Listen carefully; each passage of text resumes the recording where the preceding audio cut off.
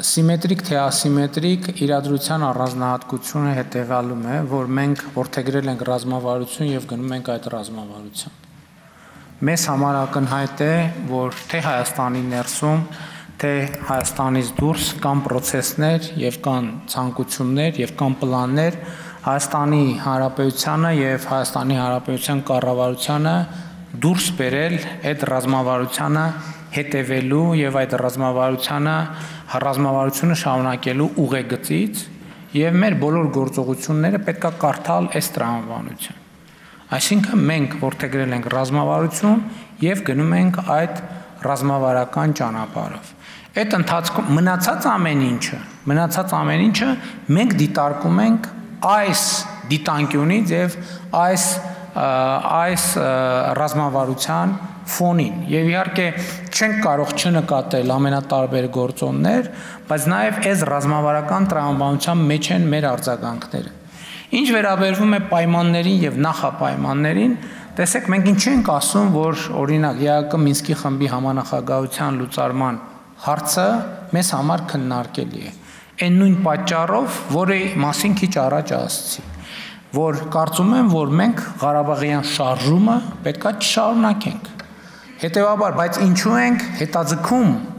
ԵԱԿ Մինսկի խմբի համանախագահության լուծարման հարցով որոշումը, որովհետև ասում ենք, մենք ուզում ենք համոզված լինել, որ ինչպես մենք ունենք քաղաքական որոշում, որ Ղարաբաղյան շարժումը չենք շարունակում, այնտեղ էլ Ադրբեջանում էլ չկա քաղաքական որոշում, որ իրենք սկսում են մի ուրիշ շարժում, ասենք օրինակ Արևմտյան Ադրբեջանի շարժում եւ այս պատմությունը ոչ թե խաղաղություն հաստատելու մասին է, այլ կոնֆլիկտային տրամաբանությունը Ադրբեջանի տարածքից Հայաստանի տարածք արտահանելու մասին։ Ես կարծում եմ, որ շատ պարզ տրամաբանություն է, ինչ վերաբերվում է Սահմանադրության հետ կապված դրվագին, ես դրան նախկինում բազմիցս անդրադարձել եմ, ասելով, որ խաղաղության համաձայնագրի տեքստը այդ խնդիրը լուծում է, ես հիմա ժամանակի սղության պատճառով չանդրադառնամ դրան, եւ այդ թվում նաեւ այդ պատճառով, որ խաղաղության համաձայնագրի նախագիծը, արդեն համաձայնեցված նախագիծը այդ հարցը լուծում է, դա պատճառը, որ մենք չենք բարձրացնում Ադրբեջանի սահմանադրության փոխելու հարցը, որովհետև այնտեղ մենք տեսնում ենք տարածքային պահանջներ Հայաստանի նկատմամբ